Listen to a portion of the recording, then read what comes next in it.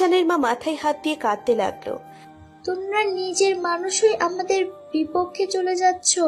এখন তো শত্রুপক্ষ আরো শক্তিশালী হলো। তুমি তোমার ছেলেকে এখানেই বিয়ে করাও, আমি চললাম। এই বলে ঈশানের মা চলে যেতে ধরলো। দিশা তাকে আটকালো। না না আন্টি, যাওয়া যাবে না, আগে আমার দাবি মানতে হবে। ঈশানের মা আরো জোরে কাঁদতে লাগলো।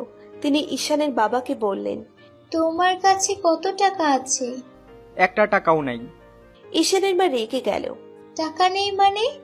এতদিন পকেটে এত টাকা থাকে, আর আজ ফকিরের মতো টাকা না নিয়ে চলে এসেছো? মিষ্টি যে নিলাম 10 কেজি, সেখানেই সব শেষ হয়ে গেছে। এত করে বললাম এতগুলো মিষ্টি নিও না, তবুও শুনলে না। এখন টাকা দিতে না পারলে এই বদমাইশ মেয়েটার সাথেই আমার ছেলের বিয়ে দিতে হবে। ও বাবারে, কি হবে এখন? আমার ছেলের জীবনটা শেষ। কার কুনজর লেগেছে বাবা? ঈশানের মা ঈশানের গায়ে থুতু ছিটিয়ে দিল। বাবা, তোর জন্য ভালো বউ আনতে পারলাম না, আমাকে মাফ করে দিস। তোর বাবাকে কত বললাম আমার বোনের মেয়ে তানিয়াকে দিয়ে বিয়ে করাও, উনি তো শুনলেনই না। এখনকার মেয়েরা কত বিপজ্জনক দেখেছো। আর তার সাথে মেয়ের মা বাবারাও মেয়েকে ব্যবসায় নামিয়ে দিয়েছে। এখন কি করি?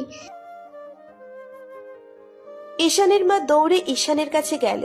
দে দে টাকাটা। এই বলে তিনি টাকাটা নিয়ে দিশার হাতে দিল আর বলল, বাকি টাকা পরে দিয়ে যাব। আমি বাকির ব্যবসা করি না। এই ব্যবসা কতদিন ধরে করছো? আজকেই ফার্স্ট। আপনার ছেলের সাথে বিয়েটা না হলে ভাবছি এই ব্যবসাটাই কন্টিনিউ করব। বউ সাজার শখও মিটবে, টাকাও কামাই হবে। ঈশানের মা কাঁদতে লাগলো। এই কোন চক্করে পড়লাম রে? তিনি ঈশানের বাবাকে বললেন, এই মেয়ের খোঁজ কোন ঘটকে দিয়েছে? এর কাছে পেরে চিবিয়ে চিবিয়ে খেতাম। ঈশানের বাবা তার জামাইয়ের দিকে তাকালো। তার জামাই হাত জোর করে বলল তার নাম যেন না বলে, কারণ ঈশানের দুলাভাই এই মেয়ের কথা বাসার সবাইকে বলেছে। সেই কথা শুনে সবাই দিশাকে দেখতে এসেছে। ঈশানরা আসার সাথেই আগে খাওয়া দাওয়া করানো হয়েছে। তারপর মেয়েকে সবাই মিলে অনেক প্রশ্ন করেছে। দিশার উত্তর শুনে ঈশার মা সবার সামনেই বলে দিয়েছে এই মেয়ে তার পছন্দ হয়নি, কিছুতেই তার ছেলের বউ সে হতে পারবে না। ঈশানের দাদি প্রশ্ন করল, একটু হেঁটে দেখাও তো। আমি তো পায়ে হেঁটে এখানে এসেছি, তখন দেখেননি? তাহলে এখন হাঁটতে বলছেন কেন? মা, তুমিও না সেই আগের যুগে পড়ে আছো।